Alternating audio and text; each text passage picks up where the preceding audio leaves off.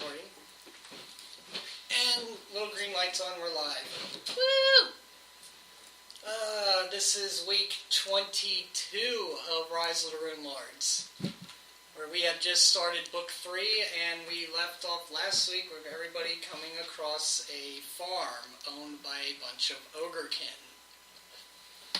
And we have a lizard at the table. Yeah. We're not shitting either. There's a lizard here, and it's eating worms. She's a bearded dragon, and her name is Atok, and she's adorable. Chapin, are you forgetting something? You might want your iPad. Oh, right. And probably dice. Oh, right! All that stuff! Oh, yeah. So does that mean that we're going to have to stop the recording and start it all over again? Oh, no, we're doing this live. Alright, so... We're good. Alright, so... We're doing it live, damn it! Gotcha. Oh, hey! Shit from last week. Yay! So, witty banter? Witty banter. Witty banter. Witty banter. Bullshitting. Bullshitting. Witty banter and bullshitting. Yep. Politic talk. Inappropriate joke. God damn it, Will. Awkward silence. God damn it, Will. Awkward laughing. Yeah. Monty Python Wait. reference. Awkward laughing as in you're laughing at a joke that you really shouldn't, or awkward laughing as in you're just kind of politely laughing to make someone feel included, despite the fact that their joke was not really that funny. Wouldn't you like to know? Exactly. Yeah. You would most definitely love to know. I also need hero points. 8. 5. 3, Sile. 3. See? Monty Python reference. Yeah. Okay. I am also eating squash with honey. Squash. Yes. Alright, who would like the bloodstones and who would like the gold? I would like the bloodstones. Alright. I want the gold. Give me the gold.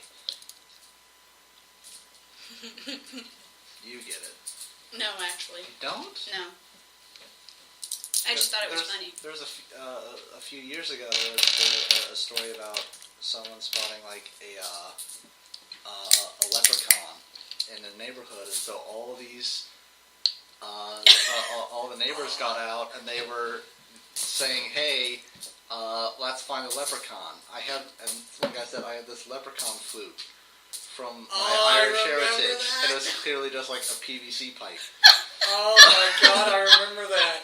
And one of the people on TV said, "I want the gold. Give me the gold." Like this actually happened. This actually happened.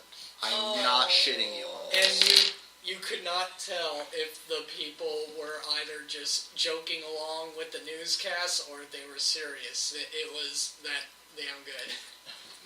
Wow. Yeah. So. Wow. Yeah. That is impressive.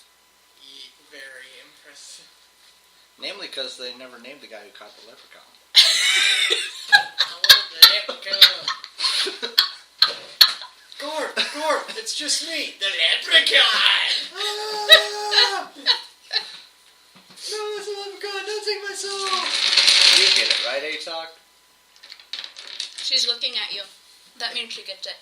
I mean, she could just be looking at me like, "You dumb piece of shit. That's not funny at all. Why would you say that?" And then she ignores me. See, she doesn't appreciate my humor. There's food in front of her. I can appreciate humor with food in front of me. But she's hungry. Yeah. And she has to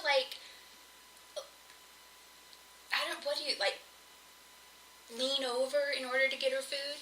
Yep. I mean, it's so cute. You're just so cute. Anyway, before we get started, we still need Chapin on the site. Oh, right. I'll get there. I'll be there. Because you're all at farmstead. So. Getting distracted. Now. My specialty. The fire pelt cougar is still with you all, but I'm not going to have him be involved in combat because there's so much involved in combat already. Awesome. The farmhouse you come to you happen to notice that there's the house, which you are seeing on the map right now.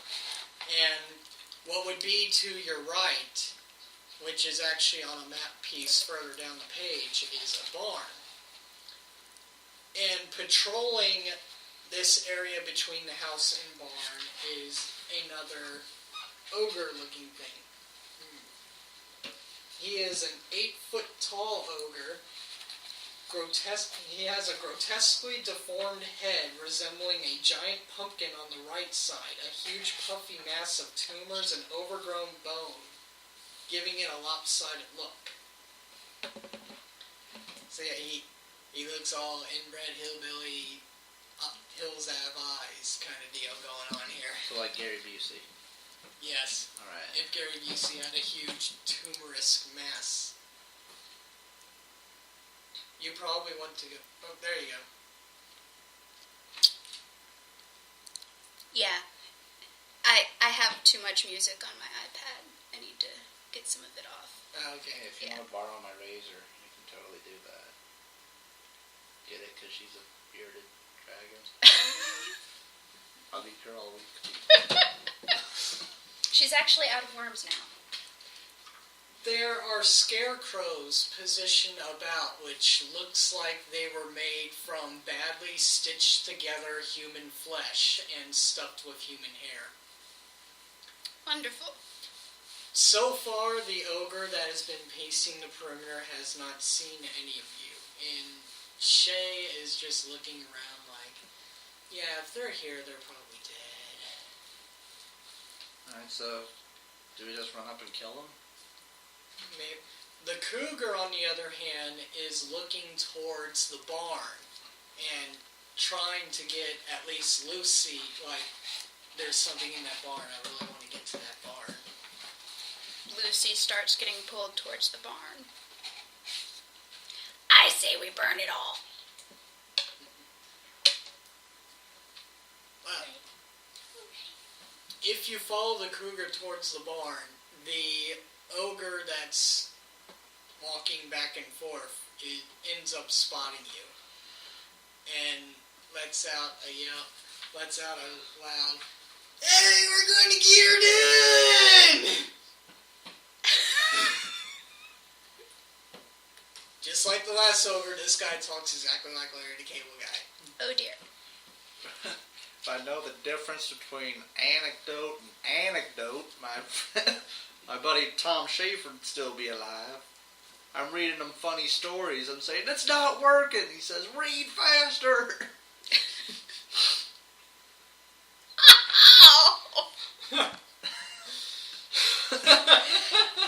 Oh, that's horrible. Oh. I want to take a moment to talk about fireworks safety.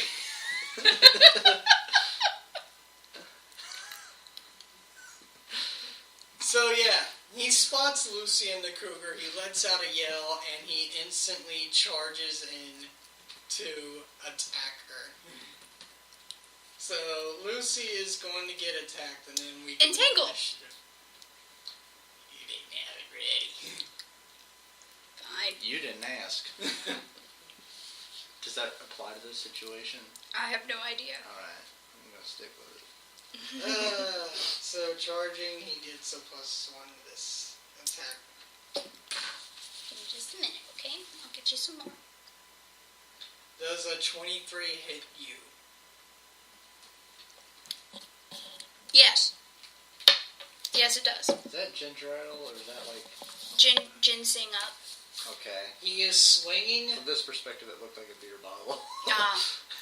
He is swinging No. what's called an ogre hook at you. So this thing's going to hook in you.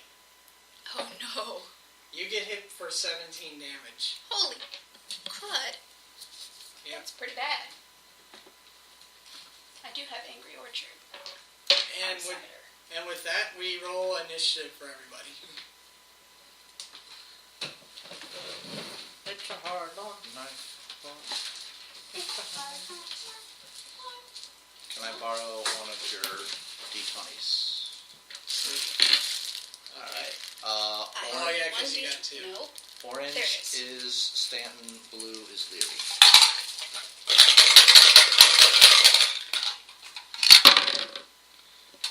Holy crap. 13. 13 for Lucy. Yep. Alright. Stanton gets a 17. Leary gets a 6. Okay.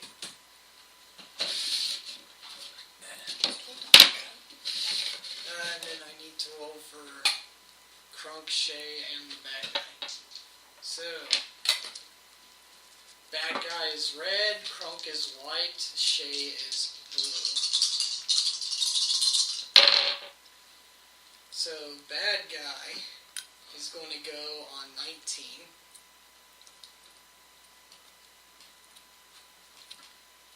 Let me change it. Shh.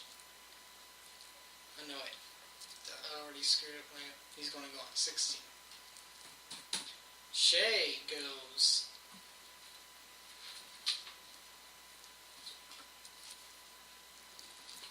She get +3. Shay goes on 20. I bet Atok is a fair judge of character. She seems to have nice balanced scales.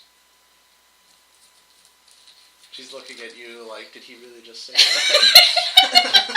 And she just turned her head, too. And Crunk goes on 18. Come here. I think she's enjoying this, though, listening to you guys. So, I mean, who doesn't like listening to me bitch about things? Right. Yeah.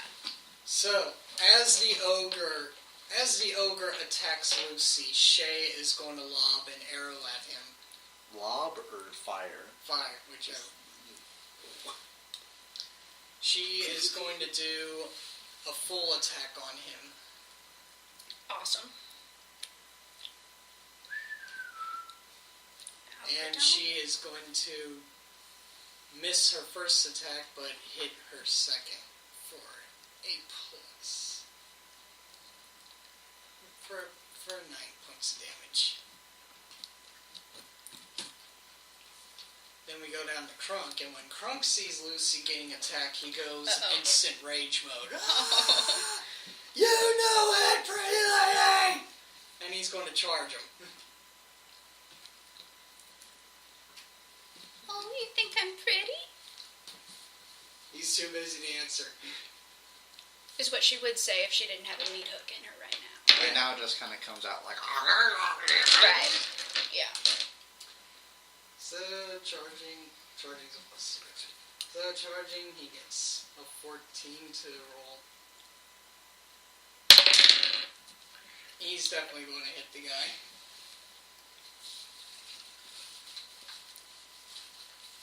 For 2d8 plus 8, thanks to his strength increase due to rage. Is this character gonna die before I get a chance to attack?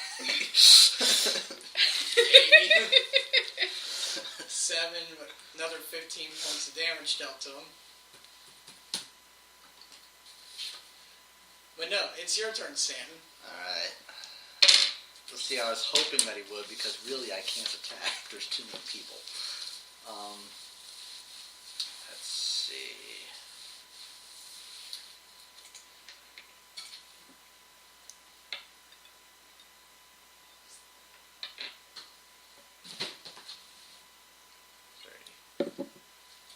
Let's see. 35.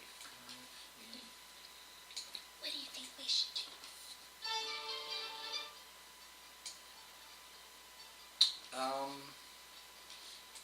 Stanton is going to 1, 2, 3, 4, and cast his second bless. Bless. So that gives everybody what again? A lot of stuff. All the stuffs. I think it's like they get like a +1 on attack rolls. On saving throws, on all sorts of stuff. I should really have Pathfinder SRD open, because that would help out a lot.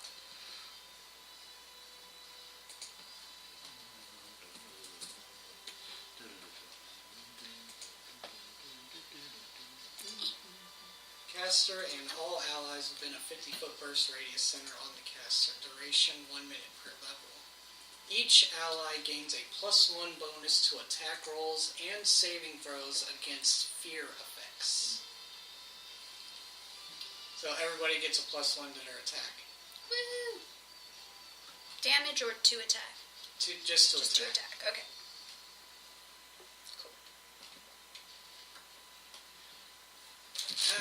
After Santa brings up the big guy.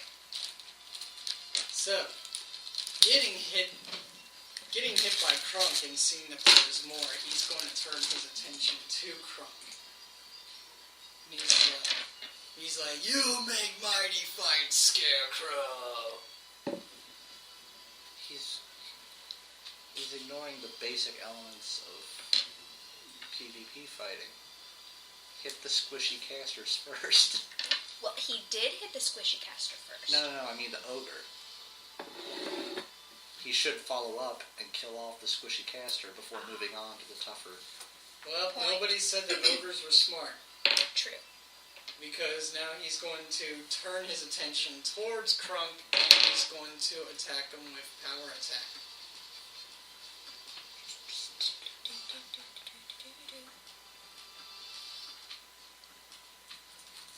Where are we? Try zooming out. I did. Yeah, it's being. I have to close some stuff down, that's all. I'll find it. Okay. Because right now it froze. Okay. Yeah. -1 penalty to all melee rolls and +2 to all damage rolls. Okay. So he's going to make a full attack action against him on this too. So, blue is his first attack, white is his second attack. So 9 plus 13, 22, and 19 plus 8. Either way, both attacks are definitely going to hit the poor guy. D10,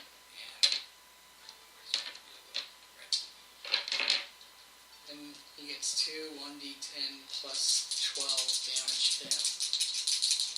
Plus 12 each. So 17 and 13. Crunk just took a massive 30 points of damage. How's he looking? He's 46 out of 75. Well, actually, no, 46 out of 85 since he's raging.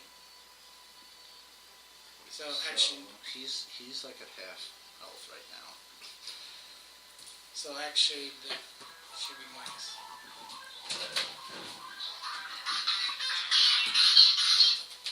Hello?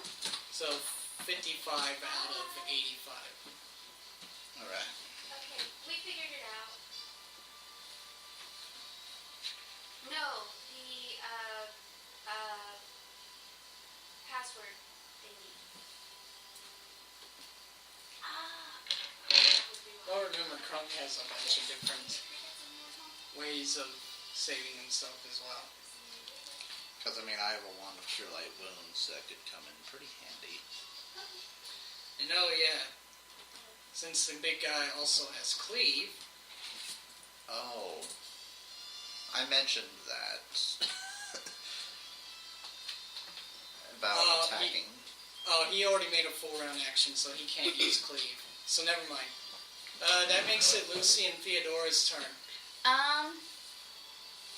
Theodora beats him. So Theodora needs to move first.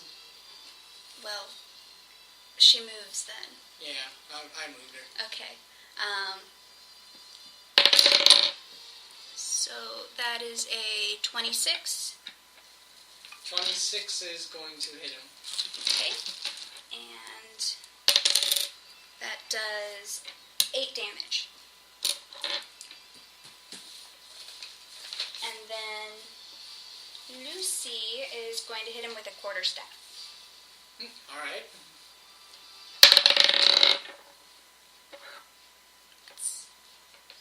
18 plus 6. That's going to hit him. Okay. For 5 damage. Is 18 a critical? No. It's just 20 is a critical. The first time. Okay. Now, Lucy is still standing directly adjacent from him. Do you want to try to make her move away? Yes. 5 foot 5 foot back. Yeah. Safely. Somehow. There you go. Laya. Now, by the way, now that we're nearing the end of initiative round, you all should take note that despite the fact this guy let out a yell and charge, there doesn't seem to be any other activity happening around you. Oh, goody. Let's see.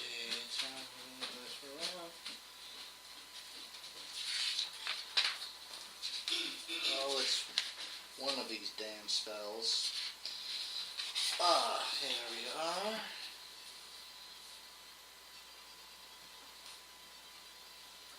She's going to sacrifice one of her fireballs to spontaneously cast a still scorching ray. Alright. So, she doesn't have to roll for failure on that. Cool. It's a ranged touch attack. Alright.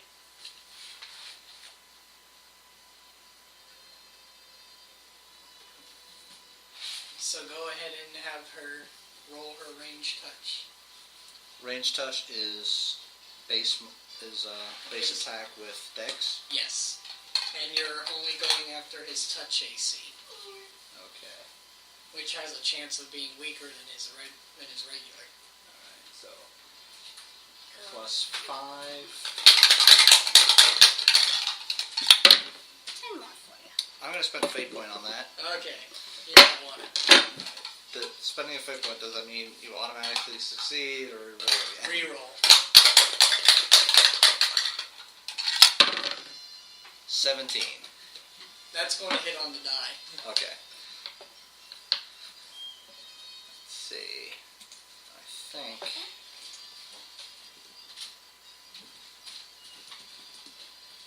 Now, what does the still part of it do? Still means you don't invoke a. You don't have to move your hands and do all the funny stuff. Okay. So, no spell failure from. Let's see. Cool. You blast your enemies with. You may fire 1 ray plus 1 additional ray for every 4 levels beyond the third. She's level 7. Isn't she? Yes. Yeah. Yes. Each ray requires a ranged touch attack to hit and deals 4d6 points of fire damage. So she gets to roll again for her other ray. Alright.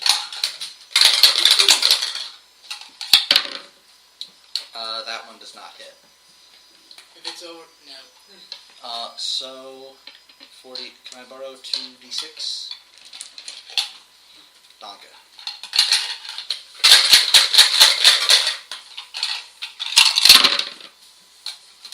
That is an 18.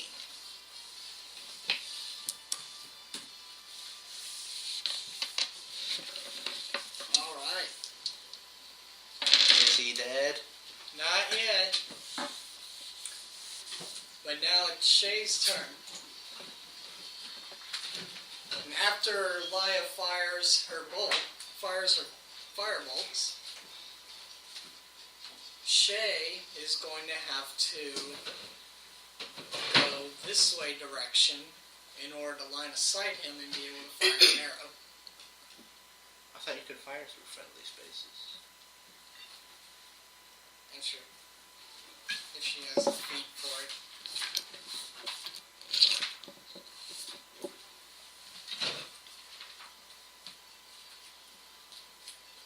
Because there actually is a feat for being able to, without incurring the necessary roll.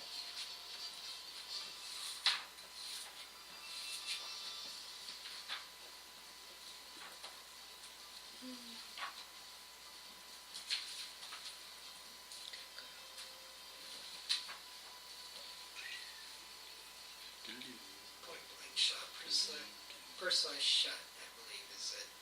So, yeah. So, she's going to make another full attack action against him.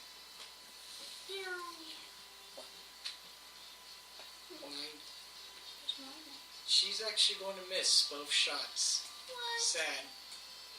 And then Crunk.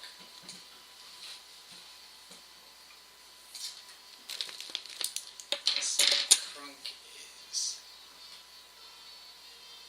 a little worse. Crunk's going to go ahead and use his standard action to gain back some hit points. 6 plus his current. So he gets back 9 hit points, and he's going to have a fast healing added on.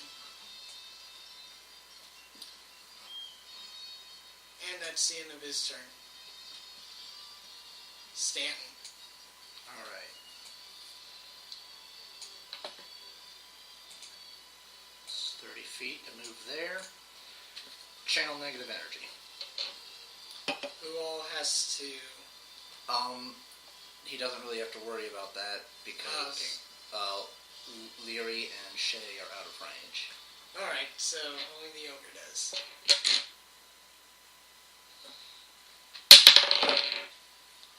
He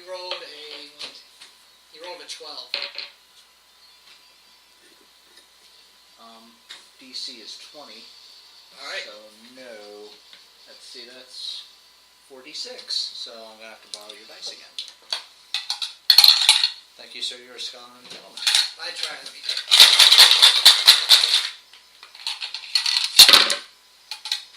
That is 16 plus 5. That's 21.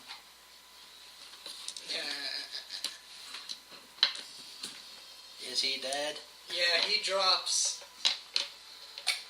He drops, and let's see, he's...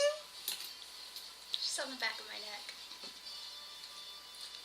He drops, and he's unconscious.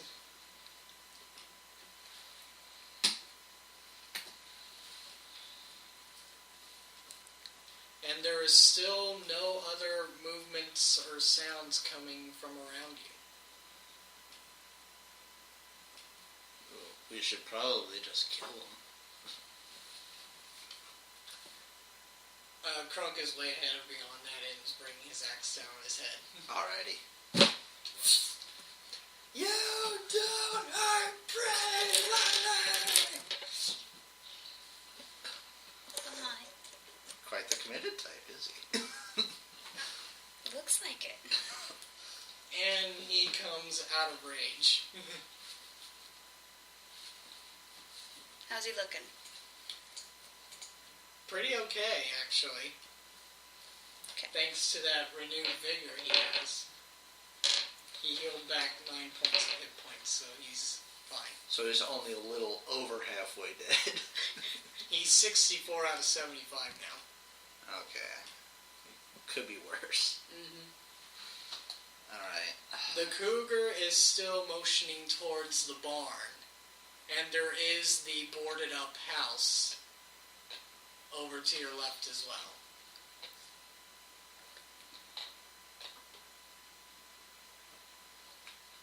Well, I guess we should follow the cat. That's what Lucy's doing, at least. Marching order for following the cat. Well, then I'm going to group everyone together and bring them down to the part of the board that has the barn. Okay. I don't think my iPad's working. Like, it keeps reloading it.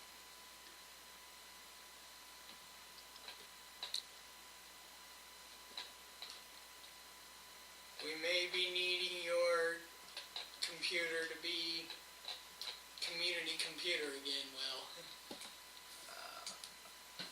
Or Chapin can just go around the table. I could just go around the table.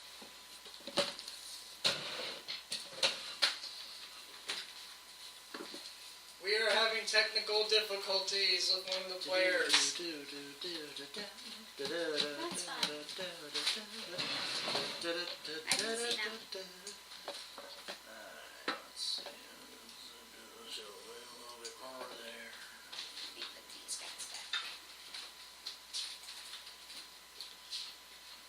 So, the barn. Ooh, someone went to Yale. It was a Family Guy joke. yeah. So, the barn doors are shut, and the cougar is scratching at it like she wants inside. Alright. Open the doors.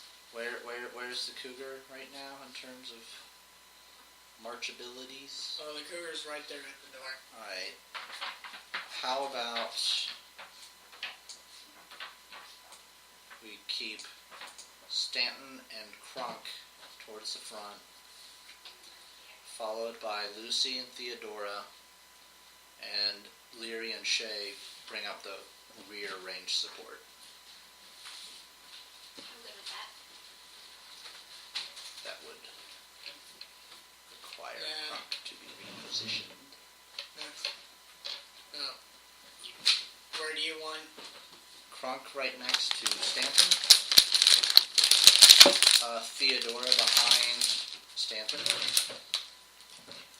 And Leary and Shay, which I can control, go in the back like that.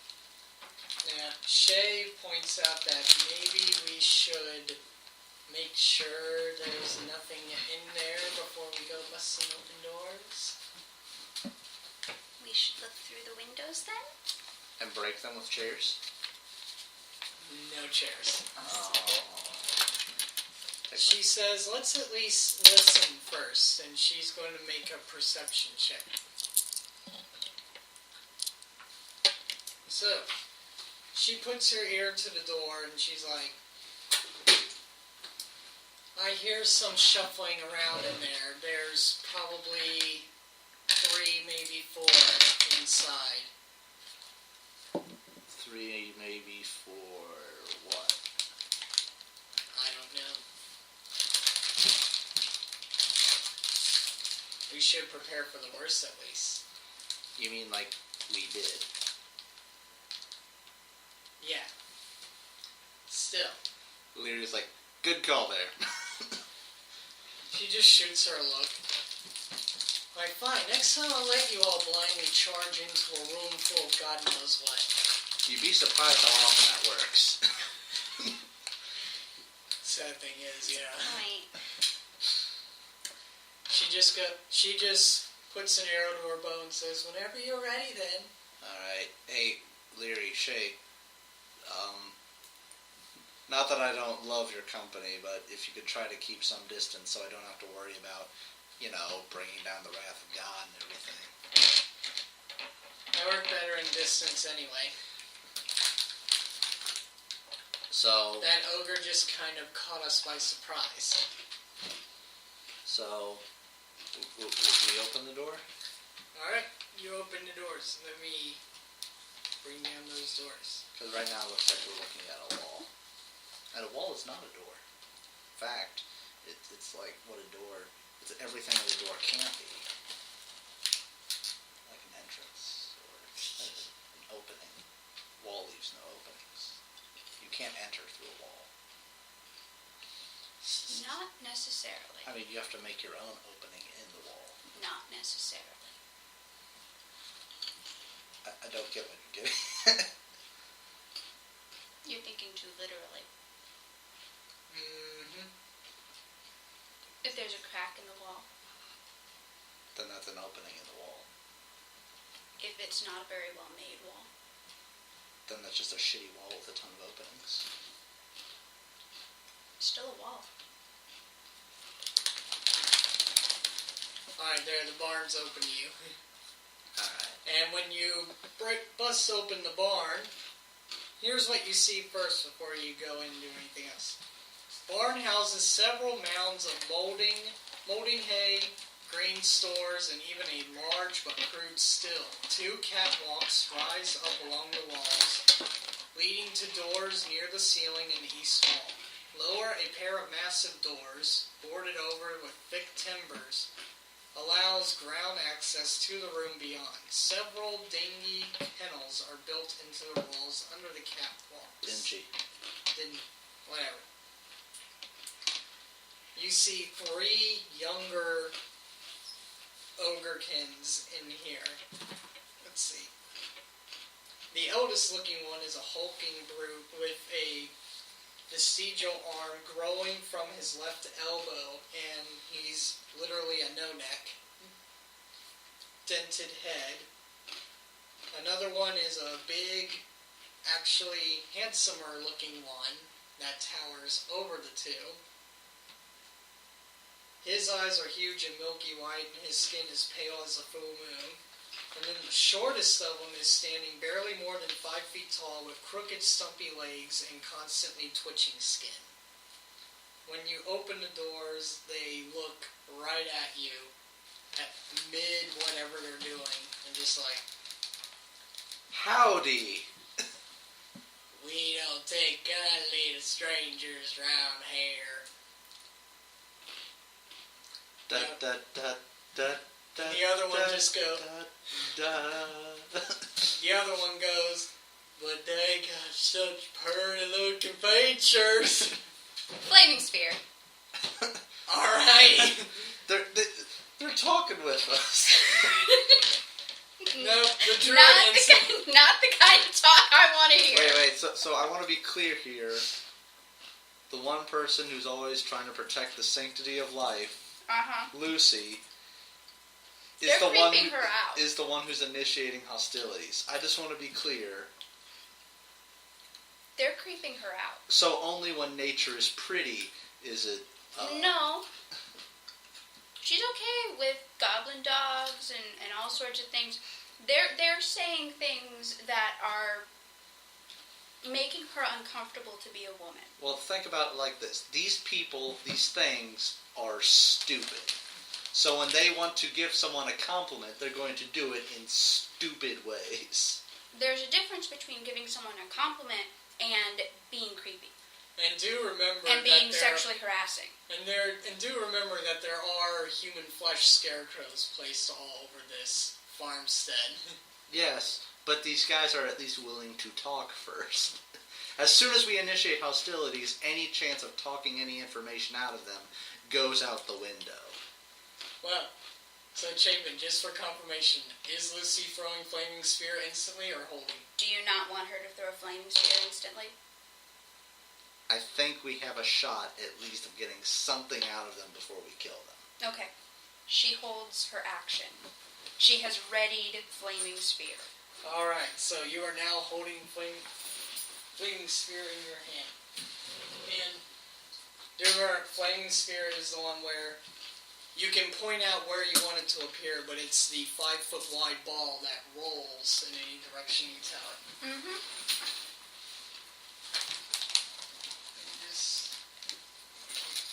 This one. So, the one says they certainly got pretty features, and then the third one's like, let's take them to Mama, and Mama know what to do with them. Actually, we were hoping to find you fine jets. They kind of look at each other like, is he talking to us? You see, there are some fellers that work in this particular area. They call them, they may have an emblem, like it looks like a black shaft pointing in one direction. Oh, those black-figured people. Oh, yeah. We have fun with them. Oh, really? What type of fun? They just look at each other again and start laughing. And then they point over to a wall where one of them looks like they were done up like a skin pelt. That's one of them over there. Are there any more of these left? And shortest one goes, yeah, we got them upstairs. Oh, goody. And then one just walks over and, don't go tell them anything. By the way, you can use that now. Flaming Spear. Alright, tell me where you're starting it and which way you're rolling it. In the middle. Straight for the one guy. Which one? That one? Yeah. Alright, so you lob it out, it rolls towards him, and he has to make a reflex save to negate the damage. Mm-hmm. And my saves went up. Didn't they? So he has to beat a 17. And if he fails, it deals 3d6 of damage to him.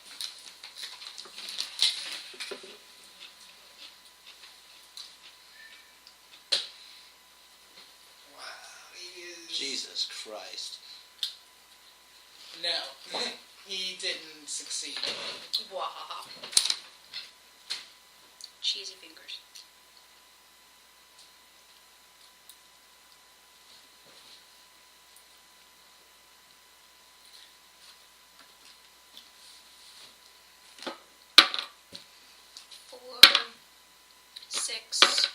Six. So 16 altogether? Mm-hmm. Awesome.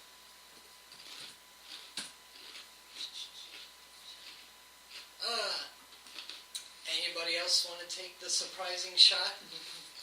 Let's see here. What, right there. Oh, so, alright. Stan's gonna move up. Channel negative, wait, hold on, just a sec. 25, 30, let's see, 20, 25, so, Stan's gonna move here, channel negative energy. Awesome. They have to beat a 20 on a will save. There's my other one. Couldn't they just beat Will instead? But I'm a player, I'm not a character. They can't actually beat me up. You never know. No, they can't. It's a physical Holy shit! Yeah, none of them made it. I'm gonna need your D6s.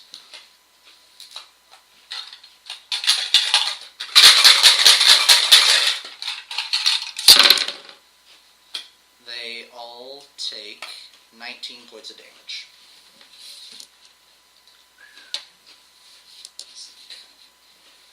Let's see, the one that she still has her flaming sphere over has dropped and is now engulfed in the flames. The other two were badly hurt, but still up and coming. Well, it's a good thing, though, that Crunk is alive, isn't he? Oh, yeah. Theodora takes the one out on the left. Can't. There. There we go. Yep. So...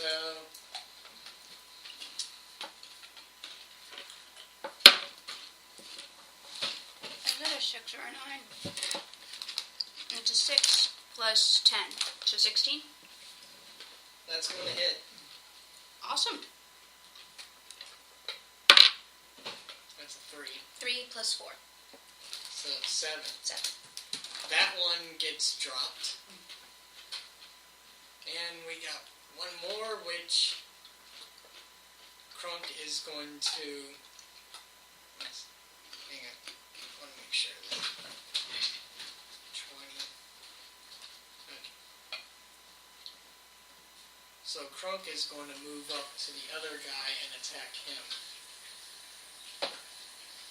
And Crunk gets a critical, so Crunk's large creature size axe is going to come down on the guy and split him entirely in half.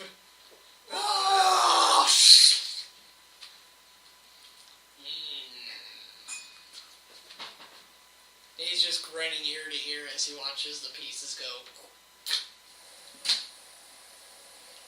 Oh, that's just nasty. Ineffective. Alrighty. So, We go up the stairs?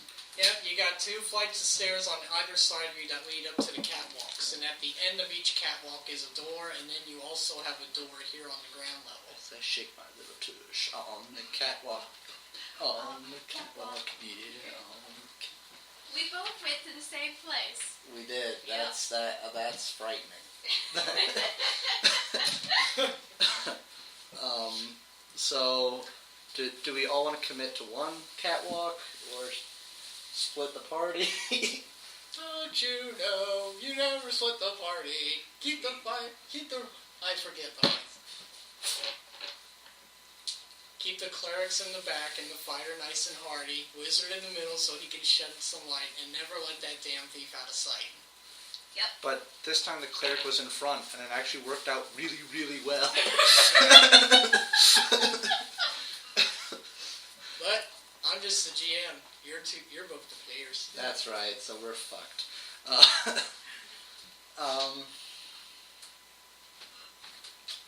Would either of you like some bread? Or toast? Because I'm making some for myself, because I'm still hungry. And since I'm the host. I'll take some buttered toast. I don't know if we actually have butter or not. Well, either way, I'll take a toast.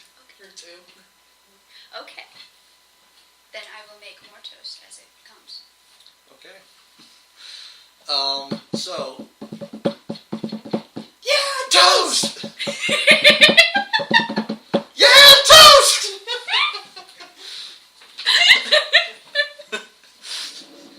Then there's a part where he goes into French, and I can't do that. French toast! But it eventually leads to that. Where he's like, oh, oui, monsieur, Eiffel Tower. What is this from? It's a skit that somebody did when they were on Bob and Tom as a guest. It's one of the very many comedians that they always get. Wow. He just grabbed a pair of pencils and started tapping them on the table and just goes, yeah, toast! Sweet. Yeah. Oh. So, Sweet Jesus. I'm still waiting for you all to decide. I'm just running the world. Alrighty. The cougar doesn't matter which stairs you go up, by the way. The cougar is going to instantly just go up one of them and to the door, just like... Alright. Is there a door on the other side, too? Yeah. 2 So we have 2 range support, we have 2 casters, and we have 2 tanks. Well, we could split the party. We could. And we don't have a rogue in the party, so we don't have to watch him. So, Theodora, Lucy, and Shay, Crunk, Stanton, and Leary. I'm gonna move them down there. Eventually, your flaming sphere dissipates and leaves a massive burnt ogre on the ground. And the other guy just bleeds out from the wounds that Theodora gave him. Theodore loots the bodies. There's nothing on him whatsoever. Did not even clothes? Because that's kind of creepy if they were just talking to us naked. Loincloths, dude. Loincloths. Oh, man. So, if you could move Lucy up in between Shay and... Yeah, if you could move that character token, that'd be great. Alright. So, yeah, if I can... Oh, thank you. So these 3... Ow. I'm okay. Alright. So these 3 are going to be a party, and then Lucy's going to be up here with this group. Oh, okay. Awesome. I'm assuming that that's also going to be their marching order. That's up to you guys. Yep. Shay being a ranger is definitely going to stick to the back.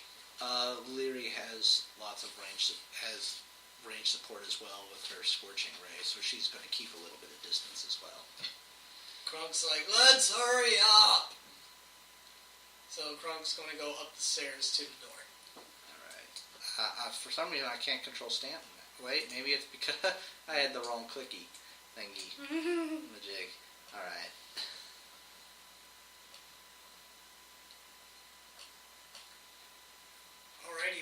So, the doors are locked. What Krunk looks at like, I break down. Theodora uses disable device. Krunk is going to bash into the door. And these doors are crappily made, so it's like, 13 plus 8. The door opens. Yes! Now, here's where it gets just a tad interesting for you all, because there's no reason to hide what you're going to see. But here's what we're going to end up going into. I can't. What? Okay, the majority of this large, stuffy chamber is covered in filthy webs, forming a funnel that dips down into the ground. A catwalk runs around the rim of the room from near the ceiling, 20 feet above the ground. In the northeast and southeast corners, the catwalk expands into a 10-foot square platform that's fenced in by wooden beams forming cages. The walls within each cage are hung with iron manacles. Most of the manacles, while bloody, are empty, but 3 in the southeast corner imprison men. And when the doors open, the cougar is going to instantly run over to the cage that's ahead of him and sit. Can you give me control of Kronk? Yeah. Okay.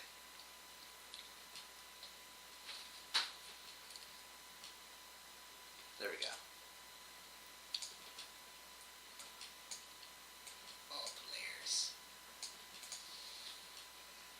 Up. Now, if anybody happens to look down said, I also gave you control of Theodore and Lucy. If anybody happens to look down said funnel webs, they do in fact notice a huge sized spider. Huge meaning it takes up a 3x3 grid space. And it's at the base of its webbing, up just looking up at you all. Wait. Webbing? Yeah, Fire? this webbing is everywhere. Oh, We shit. would burn down the barn. I say it's a good idea. Mm-hmm. But we should probably get the guys out first. When the cougar runs over to the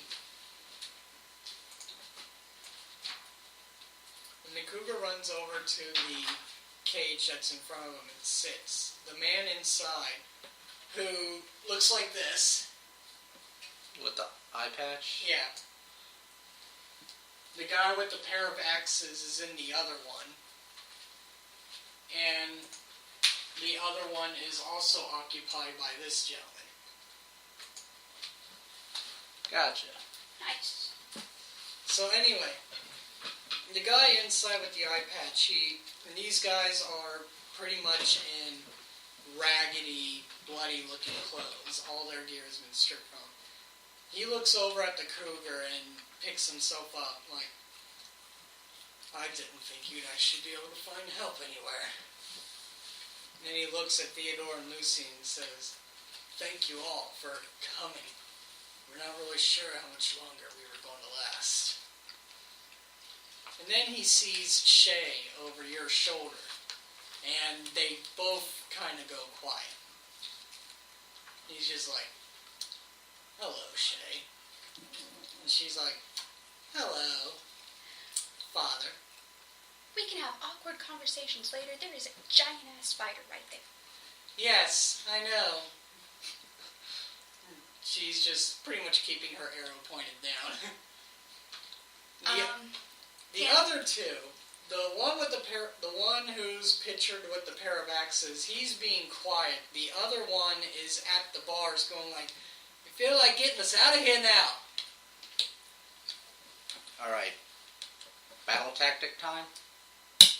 Handle animal to kind of try and calm it and not let it attack us. Oh, I was just gonna have Krunk bust open the cages while we shoot at it. As soon as we get the people out, we set all the webbing on fire, then GTFO. You do have the feat where your wild empathy can work on vermin. Oh. Yes. So wild empathy. Yeah. My plan involved setting things on fire. Oh, don't worry. I'm pretty sure that the wild empathy isn't going to last very long. Especially when I roll a 2. Oh, look at how many fate points 11. you have. Okay, I'm yeah. pretty fate sure. points. Mm-hmm. And instead, I rolled a 15 plus 9. You don't really get any sort of movement or response from it, but then again, that's better than nothing. Right. When it comes to a spider. And Theodora starts trying to open the cage. Disable device! Well, they're wooden bars. Oh. They're made of wood.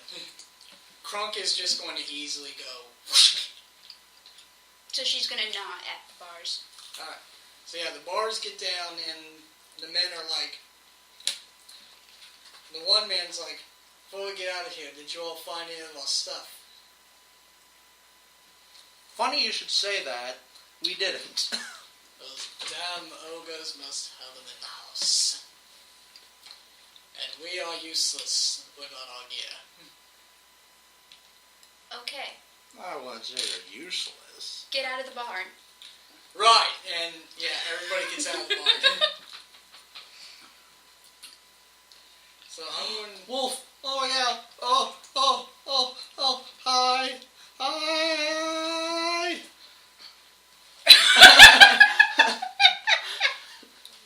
I'm going to do that, and then I'm going to move everybody back up to the house map.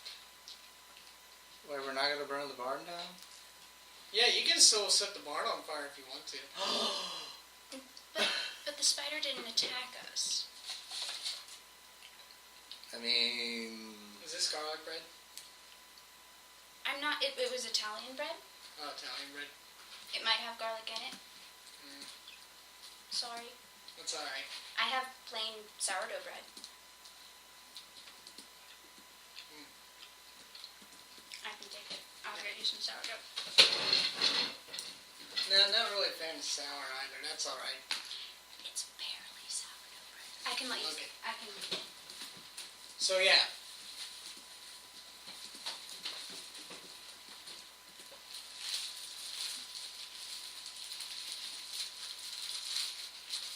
If you want to sniff it or... So yeah. You all... Do you set the barn on fire, or do you let the spider live? No, we let the spider live. Look, even Wolf is agreeing that fire solves all problems. He's agreeing that fire solves all problems, but we currently don't necessarily have a problem. There's just a big fire, that's all. Hello? Alright, so when you go out of the barn, the spider does not follow. Well, I already fired, so... Alrighty. And the three men are like, so, since we're away from, Yes, no, on the bread? no, that's alright. Since we are away from apparent immediate danger, allow us to introduce ourselves. We are quite possibly what's left of the Black Arrows after our fort was taken. Well, that doesn't sound too good. I mean, we were kind of hoping to figure out what happened to you guys. Oh, what happened to us? Allow me to explain. Ogres took over the damn thing. Killed everybody. Most likely, a few of them got dragged back here where they were tortured and mutilated. And we are what's left while we were waiting our turn. How's that for you? Not good. I get the feeling this is a touchy subject for them. And now that the fort is in control by ogres, that means Turtleback Ferry and the whole Hook Mountain region has no defense against the giants. And it's only a matter of time before they go on the attack. But anyway, Jakardos. What is with these goddamn names? Jakarta? Isn't that like a town in, or like... Jakardros. Yeah. It says, my name is Jakardros. Going by order of ranking, I'm pretty much the leader of the Black Arrows now. Can we just call you Jack? Yes, please. Okay.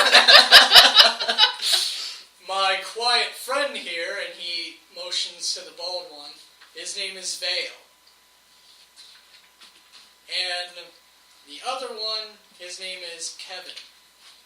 Hey. Kevin or Caven, however you want to do it. Caven. So, Jackarockados. Well, what's the other guy's? Vale. So Jackarockadocados, Vale, and Kevin. Yep. Jesus Christ. Hazio! Or I thought it was like Paitzao, because it's like the I. They're fucking up their own names. I don't know anymore. Oh my god. See, Paitzao, I pronounce your name right. Write me a check. And with introductions out of the way, Shay kind of walks over to him and is like, at this point, I don't know whether to slap you across the face or hug you. And he just goes, why not both? And she promptly does so.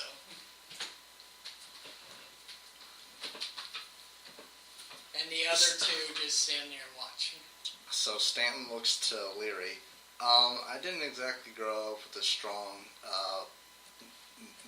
male presence in my life. Is this the way relationships are supposed to work? I'm kind of getting the feeling that they're not.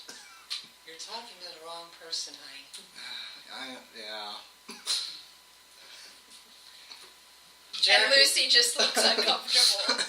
Jack looks over to you and goes, I'm kind of Shay's stepfather, actually. If you're all wondering what the deal is here. So... You're going to have to explain this to me, or like draw a diagram of where the ogres touched you, because quite frankly, it's... What? I'm Shay's stepfather. I married her mother when she was still young. And then when her mother was killed in a second dragon attack on their village, I left. Because I'm a dick. He actually says that? Yes. And she just nods.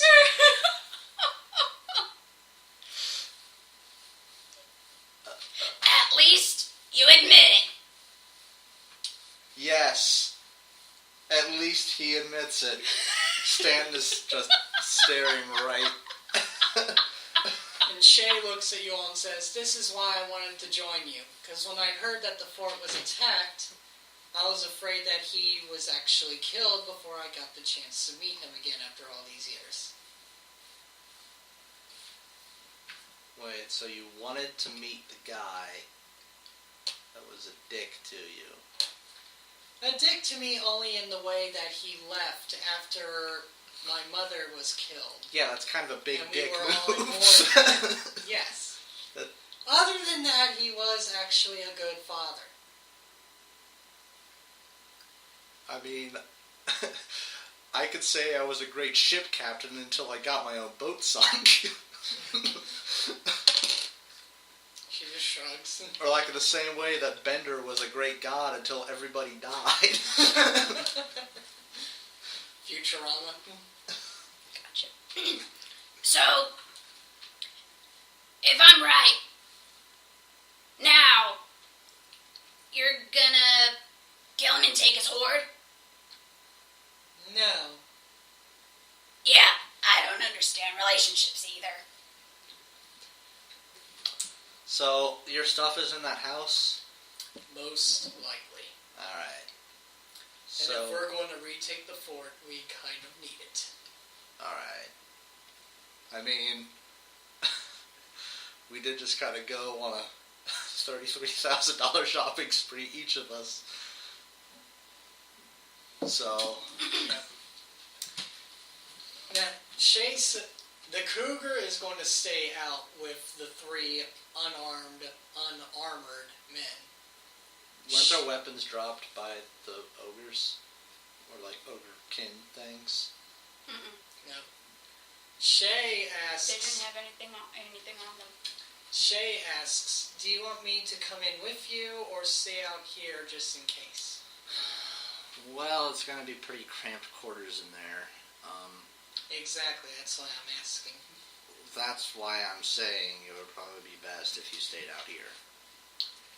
Good. So the party going into the house now consists of Crunk, Stanton, Theodore, Lucy, and Leary.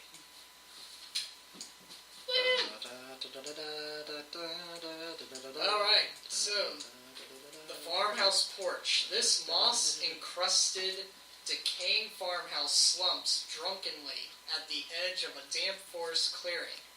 Rickety steps crawl up to a porch covered by huge eave held aloft by thick pillars of pine. These timbers are decorated with crude carvings of manticores impaling children with their tail spikes and women being ripped apart by wolves.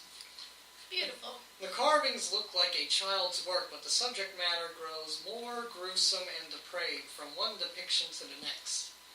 An unsettling large rocking chair of lashed wood and bone sways erratically in the breeze at the far end under a bunch of wind chimes, composed of decidedly humanoid bones. The house's windows have all been boarded up with thick timbers, although it's unclear whether this is done to keep intruders out or imprison whatever things make their home within. A host of ants march happily away here and there on the porch, many the size of a grown man's thumbnail. And there is a moth the size of a shovel head clinging to the porch ceiling, watching you all with its alien eyes. Hey. Beautiful. Hey. And there is the scent of bad meat, urine, sweat, and decay wafting everywhere from the cracks of the house. Just like home. Lucy, think you can make a knowledge check? Maybe knowledge nature to see if there's any threats along the porch? 3.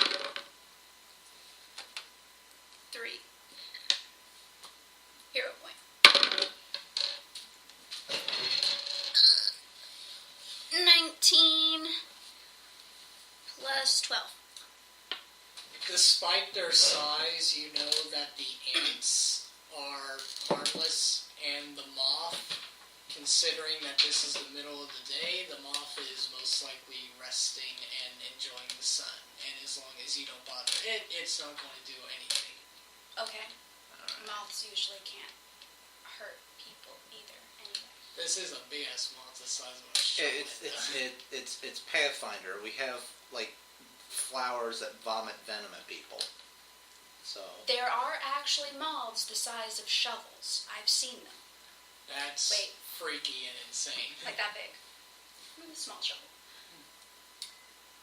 But, yes. That doesn't mean that they're dangerous. Mm-hmm. Just saying. but Pathfinder. Magic! Because after all, the thing actually says it allows them to pass unmolested, which means that there was a chance, for whatever reason, the moth would have wanted to attack somebody. So it turns around and it's like the bunny in the Holy Grail, and it's got razor sharp teeth and Yeah. Is it Look at the balls! Is it behind the moth? It is the moth! You dolt! I saw my arm, I was so scared. So, there's your porch. Your door is there.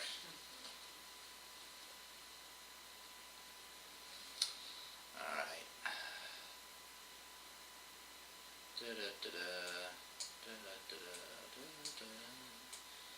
Gonna move up the porch like that.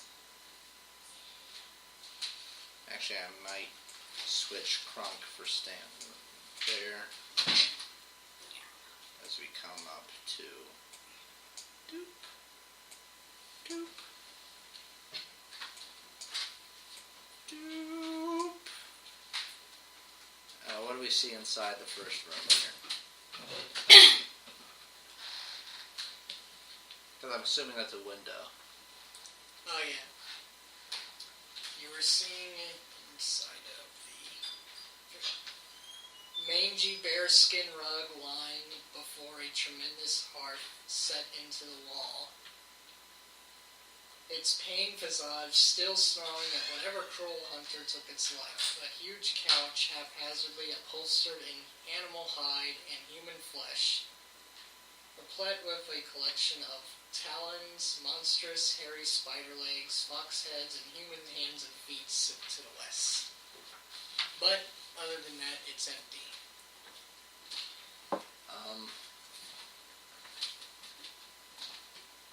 Stanton's going to use a perception check. This might be a good opportunity for others to do as well. Yep. Holy shit. He sees everything. Yeah, Stanton somehow reads people's minds. Other than the horrific smells you're getting all over the place, you don't hear anything coming from inside that room either. You basically hear a bunch of creaking and shuffling, and maybe the sound of faint voices coming from the other end of the house, but none that sound any closer to you. Can we get in through the window? Is that what we're doing? The window's supposed to be boarded up, actually. You're just able to see through the cracks. I was trying to move everyone through as a group, but I forget that this system magically stops people at walls. Like I said, the window is boarded up, so unless you break down the boards, you shouldn't be allowed inside. Because I pointed out that the actual door to the place is here. Alright, so let's see. Stanton there, Crunk there, see there, the door there, I there. Alright. Head in, or try and see if there's anything more. Doesn't look like it. No. Alright. So Crunk looks back. Crunk, check door. Alright, Crunk reaches out and touches the doorknob and tries to give it a turn. 3 things happen. First of all, the door actually does open. Second, Crunk is going to be hit while a door spike comes right down on him. If it actually does hit. You know, I did get a 20 on that perception check. You were checking inside the room, though. Yeah. You weren't checking the door. Yeah. Crunk's going to not be hit, though, because it rolled a 16 and his AC is a 19. Not only is there the door spike, but at your feet, saw blades start popping up from between the cracks on the porch. Holy crap! Theodora what area away from the saw multiple targets, all creatures in area A1. So everybody that is standing on the entirety of the porch. And there's no Jesus Christ. These are one-hit wonders, so they make attack rolls to everybody except Theodora, since she's usually hovering in the air. And, yeah. So, Crunk is going to get hit because that is a 28. Stanton, it also rolled a 28 to hit you. Lucy, it rolled a 27 to hit you. Yep. Leary, it got a 17 on the die. Plus 14. So, everybody is going to take 2d6 plus 7 points of damage.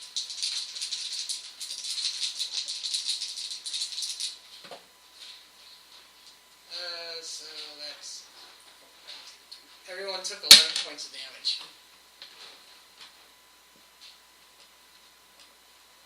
Well, let's see. 11 minus... So Stanton takes 6 points of damage. Because he has damage reduction. Oh, awesome.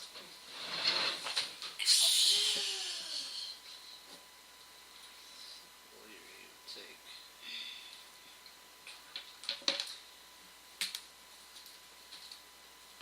Shay hears all the commotion and comes to the end of the porch like, "You all okay up there?" No. Somehow these ogres that don't even know the basics of hygiene managed to set up an intricate set of razor blades that span the entirety of the deck. You just got hit by that. I'm not sure how that works out in an educational sense, like how they don't even know the basics of cleaning themselves, and they somehow set up an intricate set of saw blades. But we're okay now. We're fine. How are you? You never know. There could be one of them in there smart enough. So, they're paranoid bastards. Gotcha. So yeah, the door is now open, and Crunk is like, "That hurt." How's he looking? 53 out of 75. Stan has a wand of cure light wounds he could use. Okay. Because I have a cure light wounds that I could cast, and a cure moderate, but I'd rather save that for combat where... Thank you. Stan's going to use one of the cure light wounds on Leary. So that's 8 points of damage that she's healed. So she's up to 27, which is pretty good. She's going to use one on Crunk. That's 4 points of damage. And another one on Crunk. That's 5 points of damage. Alright. Shay comes back to the end of the porch like, say, listen, I noticed that you all forgot to loot the first ogre that we killed out here. You found some nifty stuff on it you might want. How nifty is it? Oh, let's see, 2 potions of cure serious wounds. Let's see, +1 ogre hook. Amulet of natural armor +1. Ooh, gimme. And ring of protection +1. What's the ring of protection do? What does this do? Let me bring up the item list. Alright. Ding. Magic items.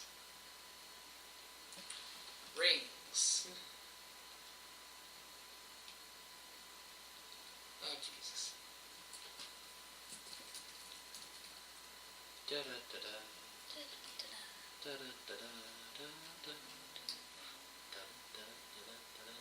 This ring offers a continual magical protection in the form of a deflection bonus of a +1 to +5 AC, and this is a +1. So whoever wears it gets another point of AC. I'll take it if no one wants it. I mean, I'm already kind of decked out. Leary could probably use some extra protection. There you go. Doop. Stanton just put a ring on Mary. Oh, man. He's like, I wanted it, so I put a ring on it. And Leary's like, he did. So, things are getting serious between you two? Very serious. We don't have to put labels on it. She lives there for free. He gets a hot girlfriend. You know, it all works out. So yeah. It's good for you. So yeah, the door pops open. Pop. And you are now able to access the living room, where there is another door. Theodora There. is checking for traps. All right. Theodora is paranoid now. She is checking everything, even the fireplace, even the couch, for traps. All I right. thought that's what the perception check I did on the room beforehand was supposed to do. It was reveal traps. I'm not going to let that down. Mm-hmm. So would that be disable device or perception? Perception. 13 plus 5. Since Theodora is able to actually go up and look at everything, she's like, nobody better sit on the couch. Because the couch is rigged. I thought that's what a 20 on perception check was supposed to reveal. She disables the device. Well, like anybody was going to decide to sit on a flesh-made couch in a house of ogres. 7 plus 8. Leary looks at the giant voice in the sky. You don't know what someone's fetish is. You have no right to talk. I might have sat on it. It's disabled. Awesome. Now, You get it. You get experience for stuff like that. okay, Stanton, okay. The other door, the only other door in and out of this living room, is also rigged. Okay. With 3 sides made to come down onto whoever tries to open that door. Disable device. Ooh, nat 20. Alright, you disable the device, and then at some point, when she's done, she looks over like, oh, there's a switch there. Cheep, this more fun. Exactly. Sort of like with Bender and getting all the Bugalo out of the crater. Yeah. Putting a bunch of dynamite at the bottom. Too late, this is more fun! Futurama. There's like a bunch of like bug things in a crater, and so to get them out, they stuffed a bunch of dynamite in a mine to get them out. Okay, this is a Series 5 block, everybody. I'm going to need absolute quiet while I try to... There's a button right here. I bought this for nothing!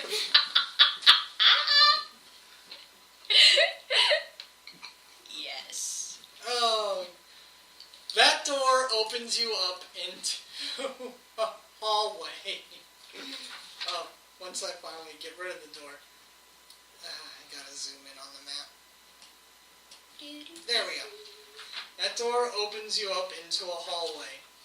Now, in said hallway, there's another... Well, let me put someone up in there. There's another door here. A staircase that leads down right next to Crunk.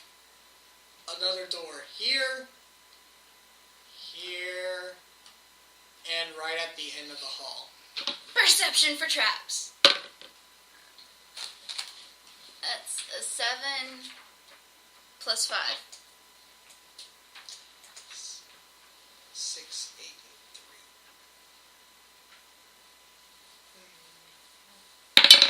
3. Ooh. There are no traps that she can That she see. sees. Yes. Okay. So that means every door is rigged. If she can think that if she's paranoid enough.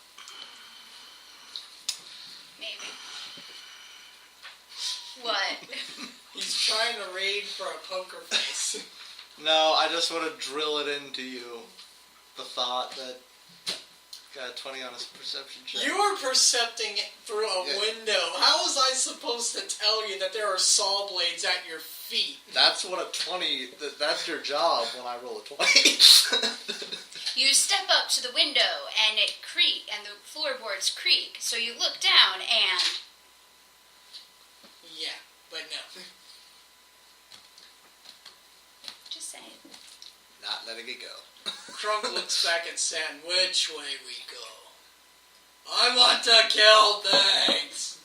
We go this way. Okay. Alright, so... Theodora checks the door.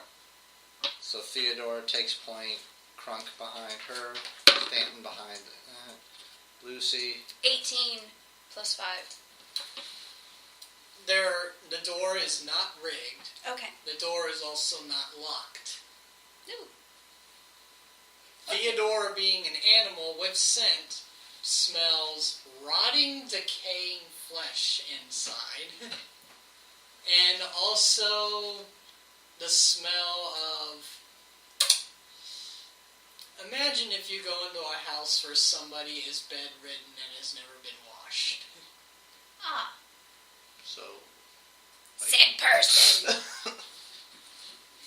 So yeah, rotting, decaying flesh, and somebody who might as well be rotting, decaying flesh. Sick person. All yours, Crunk. Crunk bashing door. Crunk smash! Just need to open it. Turn the knob. Crunk smash! Yeah, Crunk just bashes in the door. Or And smash. what you manage to see is 3 ogre zombies, all with various deformities, and Liz sitting on a bed. A Jabba the Hutt style ogre woman. Aw, she's a cutie. The clawing stink of this room is nearly overwhelming. Buckets of filth are stacked against the wall. Fat, ravenous flies lazily circling the rims. The room itself is dominated by an immense bed, its ratty sheets stained beyond hope. A huge easel sits next to the bed with a palette of various shades of brown and red paint. The sources of the morbid pigments, several crushed organs and ragged stumps of flesh, sit in receptacles next to the easel. A set of brushes made of human hair just from a broken skull by the easel, while a comb made from a human mandible sits on a small oak beside the table. That's actually pretty good. Bedside table, Yeah. nearby, its teeth clotted with thick strands of greasy black hair.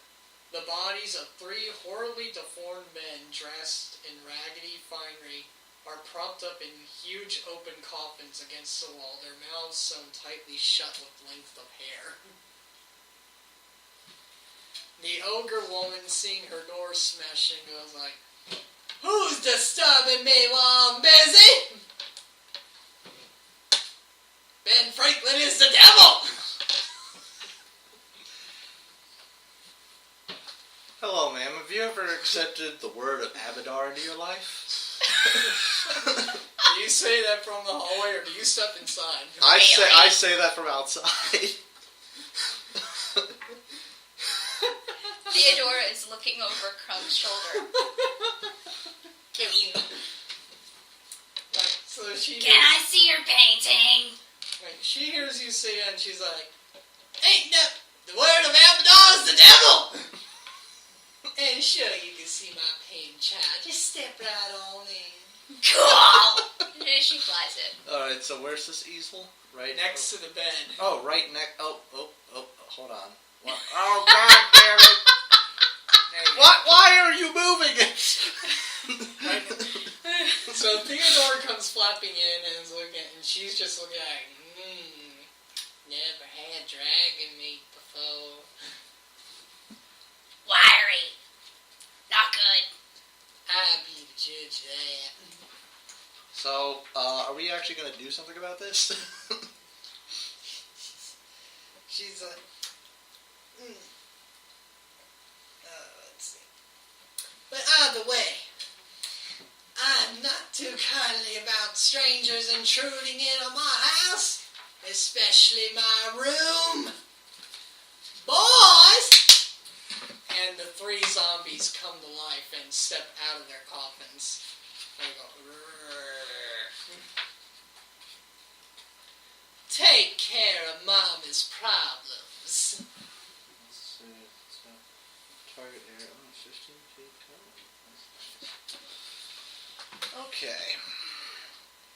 So, do we roll initiative or? Yes. All right. Now's the point we roll initiative. Would dispel magic dispel zombieism? Animate dead, possibly.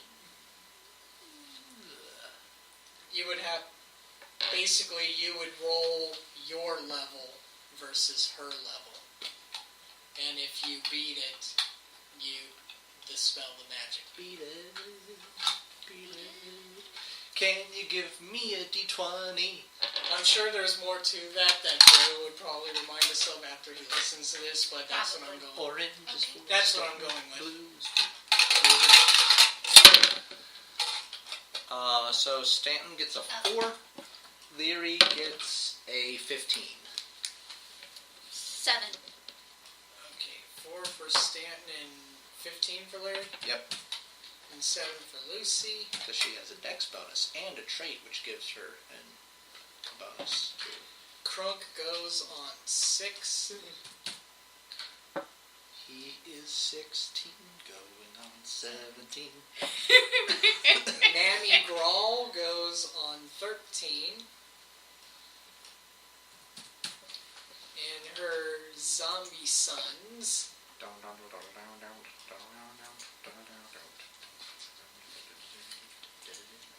I know that's the wrong Michael Jackson song, but...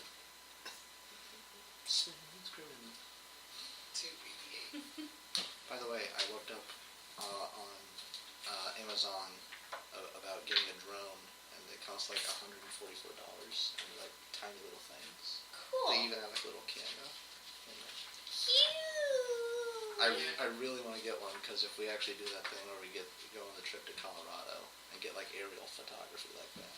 Yeah. They only have like 7 minutes of like flight, but still. I think there are various models you can get of varying size, power, and whatnot, but yeah, cheap is cheap. Yeah, They go. I'm not going to spend like $600 on something that's probably going to break. So. Which I already told Chapin about this on the car ride home last week. I'll have to mention it to you too, because I actually looked up prices and whatnot for said traveling. But not while we're recording. So anyway. Yeah, because we don't want you to know where we're from. Or going. Anyway. Because we're clearly already in Colorado. Yeah. So she's like, oh boy! And they step out of their coffins and they get to go first. And since everybody decided to stay in the hallway, the only thing they eye intruder-wise is Theodora.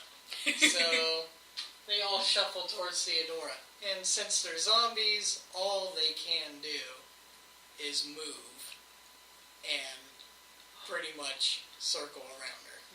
Can I pick the battle theme? Sure. Yes! I love this one, even though we've used it before. What's it from? Saga Frontier. I would turn it down just a tad. There we go. That good? A little lower. Yeah, that... Lower. No. Lower. All the way down. There You you can go. probably bring them just a bit so we can at least hear. There. Jesus Christ. I just didn't want it to overtake the recording since your computer is just a bit closer to that than mine is. Alrighty. So, they shuffle towards Theodora and encircle her. And being base zombies, that's all they can do. Either move or attack. Awesome. Not both. They have no attacks of opportunity? What, the zombies don't? Right. No. Okay. Which is good, because... Could Theodora attack them since they stumbled towards her? She can attack the one that walked past her to get to her right side. 13 plus 10. I'm pretty sure that's going... Yeah, that will hit. We'll actually have this open. Where's my D4? Where did my D4 go? Oh, it's in the box. What's in the box? Your D4. What's in the goddamn box? I love that movie too. 5 damage if it hits. Yeah. Well. Yeah.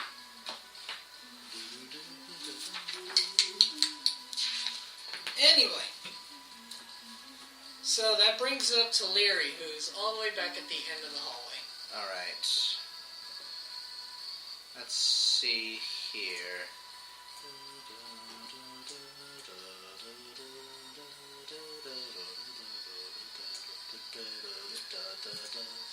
1, 2, 3, 4, 5. If she cast Burning Hands, would it hit Theodora from there? Burning Hands. Hang on.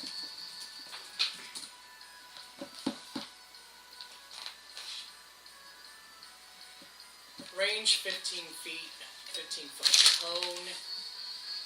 Reflex for half. Any creature in the area of the flames. So, considering that she's going to fire out 15 feet. Since it's a cone, it will end up hitting Theodora if she targets it the way the roller's going.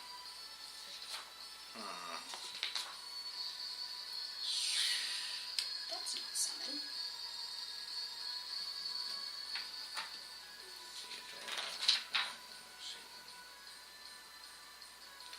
Alright.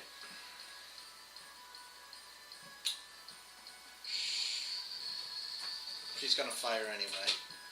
Sorry. That's fine. I'm a dragon. I should be able to handle a bit of fire. Yeah, but you're statted like an eagle. Then I'll be a flaming eagle. So she's gonna sacrifice one of her uses of dark vision to spontaneously cast a still Burning Hands. Here we go. So, I'm looking up what a 15-foot cone attack actually looks like. It's pretty much, it's L-shaped with, it'll fire out directly in front of her, going three north, 3 either east or west, whichever way she wants to go, and 1 more diagonally ahead. So, it's going to end up hitting this guy. It's going to hit Mama. And then it's going to go like that way and that way. So it's actually going to hit everybody but Theodora. Holy shit. Sweet. Because of the way Pazio worked their cones out. So that's actually pretty sweet. That's nice. And it's reflex for half, unless anybody has the evasion feat, which I'm sure Mama the Hutt will not. You never know. Mm-hmm. You never know. The DC for that would be a 15 to have the damage. Okay, 15 reflex. She doesn't make it, and one zombie makes it. 2 zombie makes it. The first 2 zombies will take only half damage from the attack. The one down by Theodora gets full damage. Alright, I'm gonna need almost everyone's D4s. I got just 2 I've got myself. more if we need it. 1, 2, if you could break out. Because she gets a D4 for every caster level at a max of 5. So at least 1 more? Yep.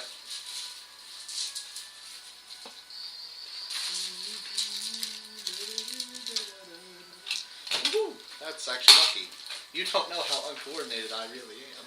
You don't know how uncoordinated I am. Usually I'll throw things, so. So let's see. 1, 2, 3, 4, 5. So 8 points of damage. So 2 of them only take 4.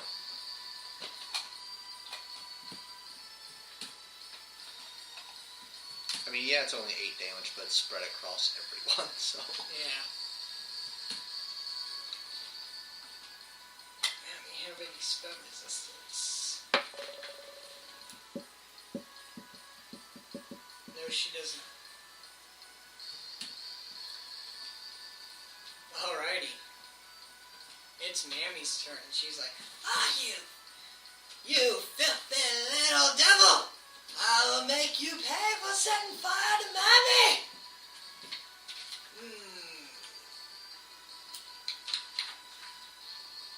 Let's see, what nasty little spells does she have?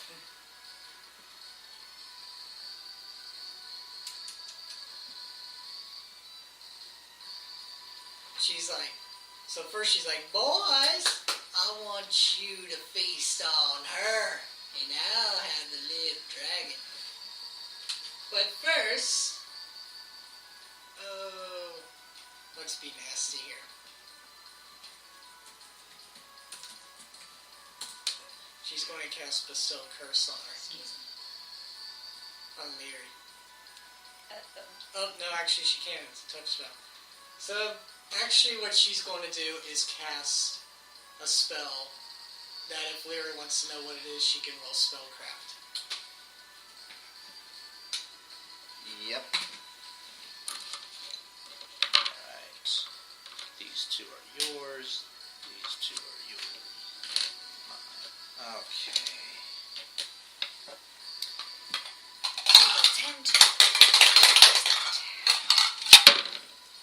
18 plus 12. She's casting Spectral Hand. She knows that it's a spell that delivers touch spells for you. So, Spectral Hand is now in play. She said, you're gonna get it now, you little wrench! And it's Lucy and Theodora. Looking this up. Lucy points at one of the zombies in her field of view and casts Dispel Magic. Alright. So, roll Lucy's level versus her. What level are we at? 7. Okay. 17. 17 plus 7. She rolled 1 point higher than you. So, the Dispel Magic does not work. Can I hero point it? Sure. Can. 11 plus 7. No. Not gonna work. I'm sorry. Oh well.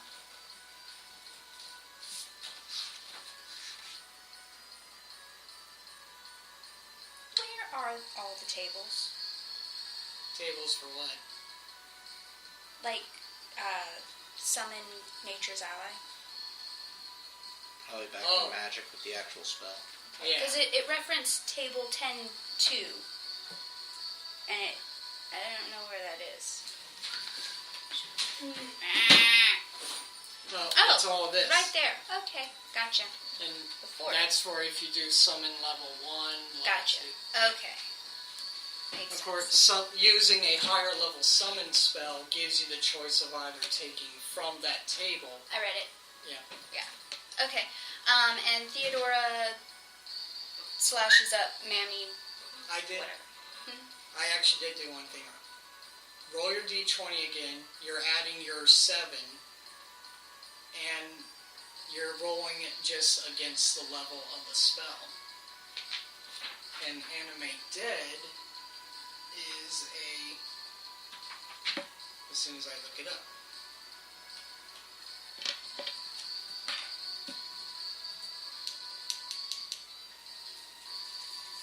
What he's saying is that you may have had a lower DC than you're rolling, so it could have been any of your old results. She's a cleric, so you only have to beat 3. 3? It says that you're only rolling against the spell.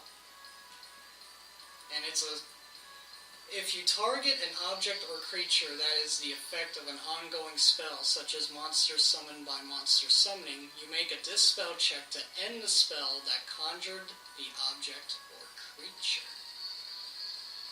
targeted dispel. One object, creature, or spell is the targeted. You make a dispel check, which I had you roll, against the spell or against each ongoing spell currently in effect. Well, the DC is 11 plus the spell's caster level. Aha. So now we finally got it. You roll your d20 plus 7, and you have to beat a 19. Still. No. Not high enough? No. Damn. Oh, I'm I already, going, yeah. I'm going to What give is you. this? I'm going to give you three of them back since we've been Okay. fudging. 17 plus 7. So, one zombie drops into a lifeless mound as you dispel its magic. Awesome. Yes, that one. This Yes. is good because he's one of the ones that made his fire save. So Good. And Theodora, bite, claw, claw. On zombie or mammy? Mammy. Mammy, alright. So that's, We learn, people! 15. 15? Nope. Or 15 plus 10, 8 plus 10, Both hit. and 15 plus 10 again. All three of them hit. Okay, so may I borrow this? yes. Awesome.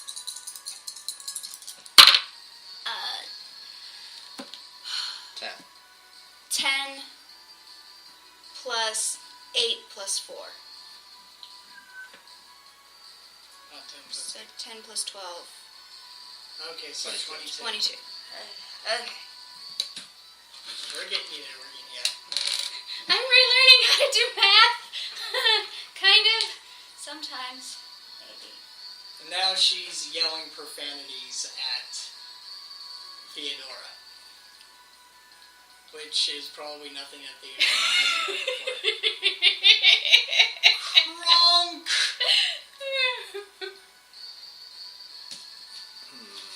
Where?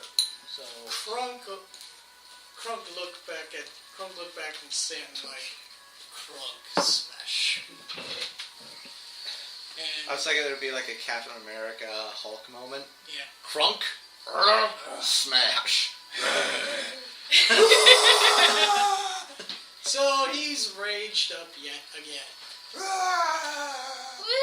And he's going to go after the first thing he sees standing, which is the zombie at the end of the hall. So he charges it. Charging gives him +2. And he's standing on top of the muck of the other one. Actually, no. He's going to go towards it, and he's going to attack it with power attack and use cleave. Because that means when he hits the zombie, he gets to also attack somebody else. So he does not take the attack penalty, but he still gets the damage boost. Alright. And since he's wielding a two-handed weapon, the bonus to damage is increased by half. So he pretty much just gets +3 bonus. Oh, if your base attack bonus reaches We got to the end of a 15-minute run of that song. Yup. penalty. Let's do it again! Damage increases. Okay. He initially gets a +4 bonus to his damage rolls, and since it's a two-handed weapon, he gets another +2, so he gets a +6 to his damage, and no penalty to attack because of his feats. He has 2 feats. Hey! So, God, we're stupid. yeah, Eh. very stupid. But in the best way possible. I could summon a bunch of centipedes. I Just wonder- individual centipedes. Giant centipedes. They're giant. They're still centipedes. They're creepy as shit. Exactly. Or a viper. He I don't rolled know a if it's... He rolled a 2, but luckily he still hits the zombie since he rolled a 14 and they have an AC of 12. Full base attack bonus against the foe. If you hit, you deal damage and can make an additional attack. He can only fail hitting them on a nat 1. So now he's Technically going. not even that. Now he's going to attack Mammy. Nice. He's going to definitely hit Mammy. Awesome. So 2d8 plus 8 plus another 6. Did the zombie fall? Oh, the zombie's definitely going to fall because for both the zombie and Mammy, he's rolling 2d8 plus 12 points of damage. Holy. Wow. Oh yeah, so the zombie gets cleaved in two. Nice. Just like the ogre king that he killed. And Mammy, 13 plus another 12 is 25. So Mammy's dead? Oh, Mammy's not dead, but Mammy lost a shit ton of hit points. Like her arm is hanging by a tendon. He Yeah. cut off a massive amount of flesh from her. Like, I done lost 20 pounds. Thanks to Crunk. Thanks to getting crunk. Getting Crunk, yes. How it works. Stanton! 15. Alright. So Stanton's going to move up there. And assuming Mammy is a living creature, Yes. channel negative energy. Alright. So that it affects living flesh. Alright. So no healing of the undead. Right. Mammy has to roll her will. She only gets a 15. Let's see, that's 4d6. Dankeschön.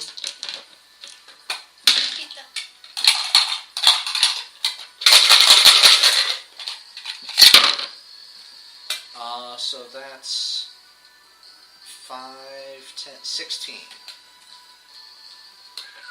16.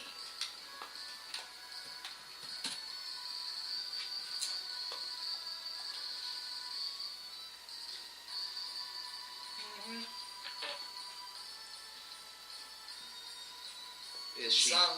She's still alive, and there's only one zombie left, and the zombie is going to do as Mammy said, and Theodora and Crunk, well actually no, Theodora doesn't get an attack roll to him because it's only a 5-foot movement.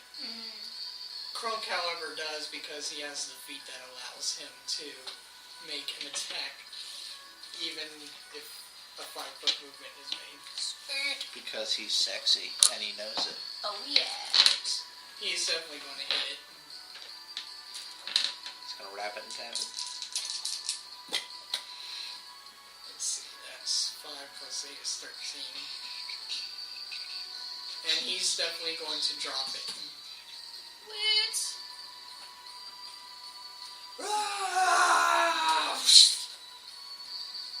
Cleave it in half again. Got to kill Braid. Everything else bonus. Larry. Alright. This bitch. This bitch.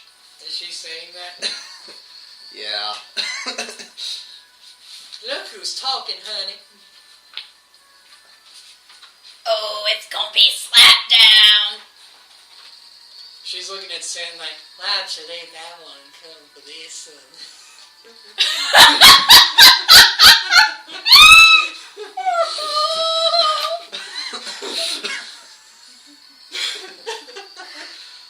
I'm hoping Wolf will be proud of that one. Honey, you got real ugly. She's gonna sacrifice another fireball for a still scorching ray. So Scorching ray. She has to hit a 7 on touch. damage.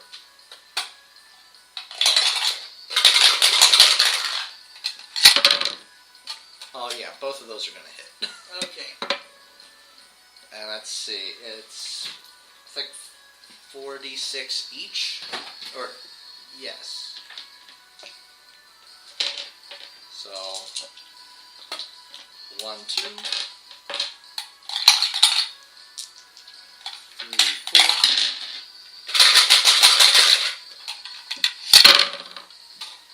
Okay, that's 9 on the first one. Alright.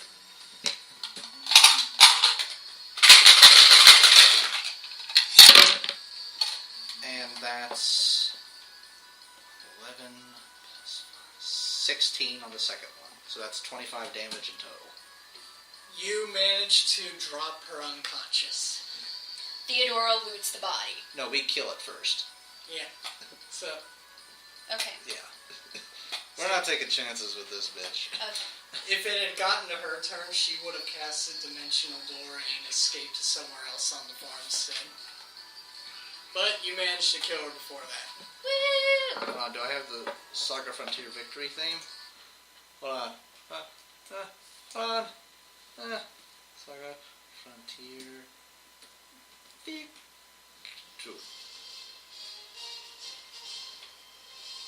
You dick.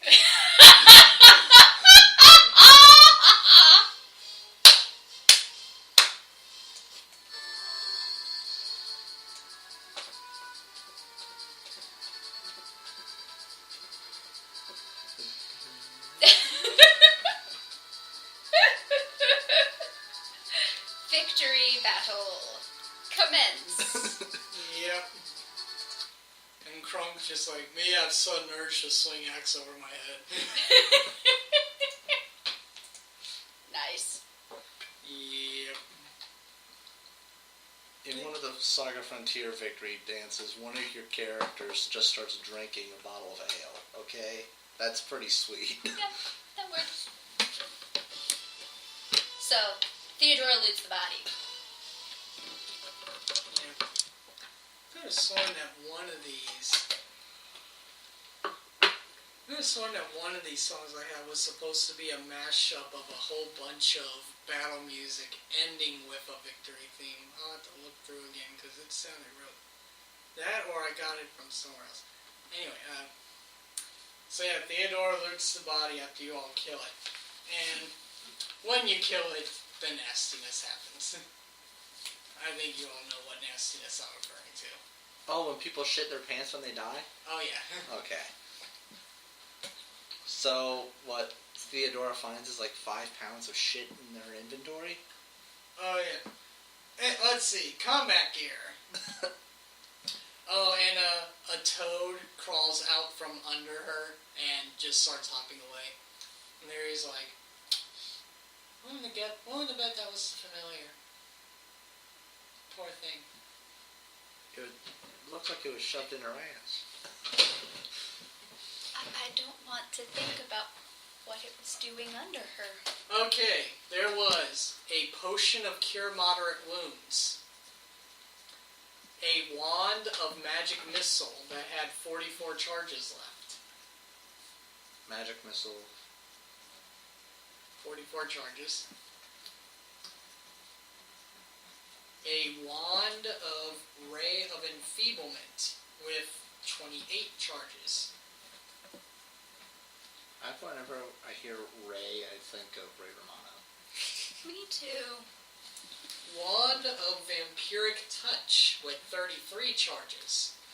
Wait, how many charges were on the enfeeblement? 28? Yeah. 33 on the Pyrrhic. vampiric. Yep. She also had, spread out all over the room, a masterwork quarterstaff. Oh, that's going to Lucy. A spell book containing all of her spells plus additional ones. Which, the only person here, actually, there are 2 people here who would worry about spells. That's Leary and Joe's character when he gets brought in. Yeah, well, he's not here right now, is he? Well, Leary wouldn't have the time to be able to sit down and look through them, but I will post them on Facebook because it's every spell that's attached to her character block plus the ones listed here. And 2d4 additional spells of my choice. So yeah, that's all that was on her person. So what's up with the Masterworks quarterstaff? Well, it doesn't grant any form of bonuses or anything. Being masterwork just means that it's made of finer material. In its case, a much more stronger wood, like bamboo or something. Okay. And we still have to cure serious wounds from Yep. before. Now, there is actually more to this. There is actually more to this house. So instead of doing a skip through to get the weapons, we'll have to stop here with the death of the head ogre and the rest of the house to explore to get their stuff and whatever other dangers lie within. Cool. Is the painting she was painting any good? No, it's one of those. Oh, Jackson Pollock? Yeah. I was about to say it's like one of those George Bush paintings. I call it Singing in the Rainstorm. But it's red. It's blood rainstorm. I see. So yeah, questions, comments, or anything before we close shop and pass out experience points?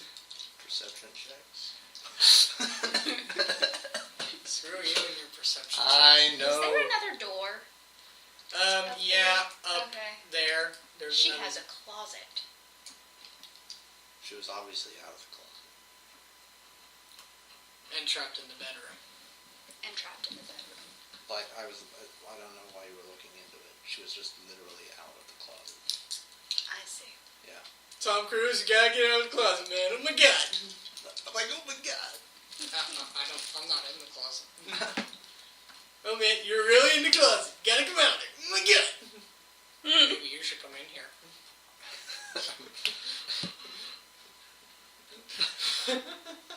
Tom Cruise and John Travolta, gotta get out of the closet. So, we're not coming out of the closet. So I pull out my gun! You better come out of the closet, boy, Captain Ass! I count 1, get out of the closet, 2. Now R. Kelly's in the closet. Oh, the Scientology episode. And on that note, we will stop this recording, and we will see you all next week as we continue through the house that was most definitely based on The Hills That Lies, even though I'm sure this adventure path technically came out before that movie was even a thing. Wasn't it like a movie and then a remake? Or, I'm not sure how all the fucking horror movies work, man. I don't know. Good night, everyone. Night. Good night.